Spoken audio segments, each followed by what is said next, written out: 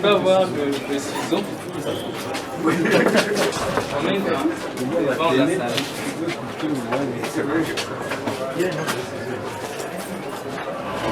vous plaît, François, vous pouvez approcher.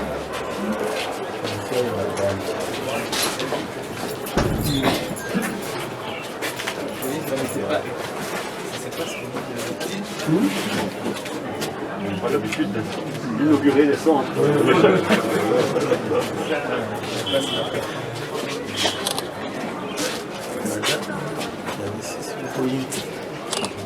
Donc nous allons passer à l'étape de coupure du ruban symbolique.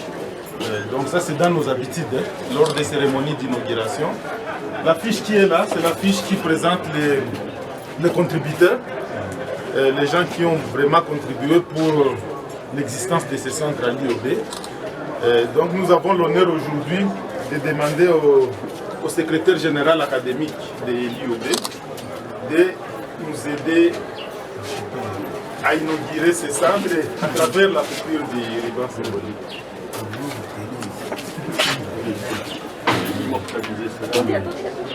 Photo. Ouais.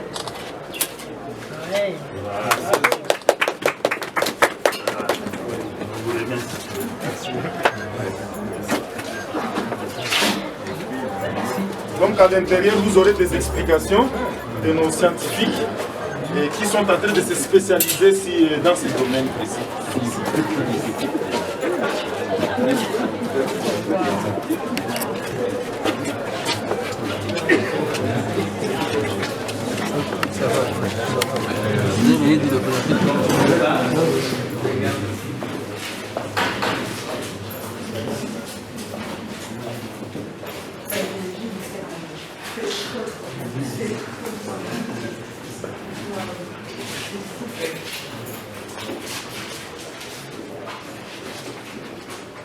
Ah, vous causez beaucoup de vibrations. Ça bouge déjà.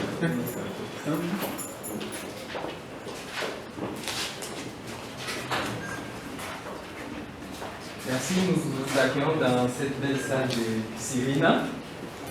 Nous allons commencer par la thématique risque sismique. Et nous avons préféré commencer par aborder les aspects liés à l'aléa, ce qui concerne les tremblements de terre. Et comme vous le savez, les tremblements de terre, on les enregistre parce que notre terre est en mouvement.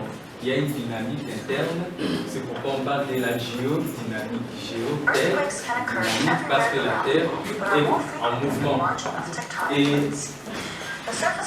vous allez remarquer que nous avons des posters qui expliquent en fait le mouvement de la terre et ce que ça cause comme en tout cas impact sur la surface.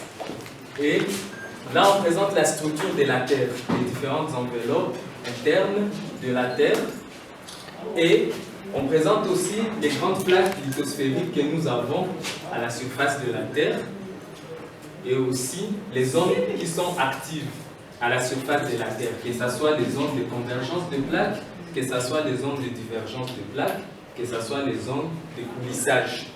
Et ici nous avons notre maquette, l'Aquarift, que le chef de travaux Mugaruka a si bien expliqué. Et ça essaie un peu d'expliquer en fait le phénomène qui se passe au niveau des limites des plaques lithosphériques. En réalité, ce qui se passe à l'intérieur de la Terre est que nous avons en fait la sténosphère qui est liquide en bas et qui est surplombée par une lithosphère constituée par la partie superficielle du manteau et la route, soit océanique ou continentale. C'est-à-dire lorsqu'il y a des courants de convection qui passent en profondeur, c'est-à-dire dans le manteau, ces courants de convection entraînent des contraintes au niveau des plaques lithosphériques. Et lorsque, par exemple, il y a des contraintes qui évoluent vers la convergence des plaques, on peut facilement avoir des orses et des grabens et des déformations particulières, par exemple des failles inverses. C'est le cas, par exemple, de ceci. Et le cas typique qui est connu dans le monde, c'est par exemple la zone de cordillère des Andes en Amérique latine. Et lorsque nous lâchons cela, c'est que par exemple, il y a par exemple des forces d'extension qui peuvent permettre à ce qu'on puisse avoir également des ors et des graben. C'est-à-dire, par exemple, ici, on a un ors, on a un graben, ors, graben. On peut avoir aussi des semi-graben. C'est le cas, par exemple, pour le lac Kivu, c'est-à-dire au niveau de l'île d'Itchu. Et déjà, vous voyez qu'en faisant cela, il y a par exemple l'eau qui s'est trouvée en profondeur, qui se retrouve déjà à la surface à cause de ce mouvement. Et c'est comme ça, comme la lave vient de la profondeur aussi, et passe au travers des fractures qui se créent. Et là, on présente les tremblements de terre et les volcans dans le monde. Vous allez remarquer que la répartition de ces tremblements de terre et même la distribution de ces volcans coïncident. Les deux coïncident. Ça signifie que ce sont des endroits où il y a des tremblements de terre, c'est-à-dire à la frontière du lac, et ce sont les mêmes endroits où on retrouve aussi des volcans. C'est pourquoi c'est dans notre rift, par exemple, du Kivu, on trouve et les tremblements de terre et les aires volcaniques, que ce soit des Virunga, Mwenga Kamituga ou Bukavu. C'est ce qui est représenté là-bas. Vous voyez par exemple sur cette carte où on présente la distribution des tremblements de terre depuis 1888 jusqu'en 2015. Et il y a la distribution aussi des édifices, des grands édifices volcaniques, parce qu'il y en a aussi des cônes. Et là, on représente aussi, en fait, comment est-ce qu'on peut mesurer les tremblements de terre. On entend souvent parler à la radio de la magnitude et de l'intensité. On représente ici l'échelle des magnitudes, intensité et les effets qui sont observables par l'être humain. Et la correspondance, en tout cas, entre les deux paramètres.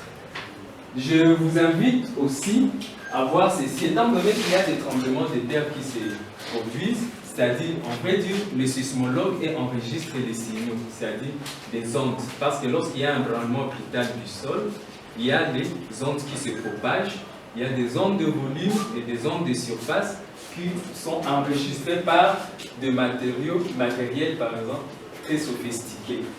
Et vous voyez déjà à l'écran, en fait, nous avons notre Raspberry ici, à l'intérieur, qui est au niveau du pavement. C'est-à-dire, je vais essayer de sauter et vous allez remarquer qu'il y a en fait une onde qui va s'enregistrer ici. Et c'est comme ça qu'on fonctionne les sismomètres aussi dans des grands centres de recherche, par exemple à l'URO IANA, à l'OVG IANA. Et là, on peut maintenant étudier à partir maintenant de ces paramètres, les paramètres obtenus ici, l'amplitude et la longueur d'onde, et même la durée du signal, on peut maintenant arriver à déterminer la localisation de l'épicentre du séisme. On peut arriver aussi à calculer la magnitude. Et puis l'intensité, ça dépend maintenant de l'observateur, de l'endroit où il se trouve. Je termine en vous invitant à observer l'écran qui est en face de moi. En fait, l'écran est en train de faire défiler les images en boucle. Nous aurons en fait une vidéo à Zagora qui va expliquer, en tout cas tout ce que j'ai eu à expliquer également. Nous aurons une vidéo qui va présenter les quelques dégâts que nous avons eu à enregistrer dans notre province à ce qui concerne les séismes et les tremblements de terre. Et nous aurons une vidéo qui représente la distribution des séismes entre 1930 jusqu'en 2000 et entre 2000 et 2021. Je préfère commencer par le début. Bon, même à partir de là, nous avons en fait une vidéo qui présente la distribution des séismes de 2020 à 2021, mais selon en fait les différents mois.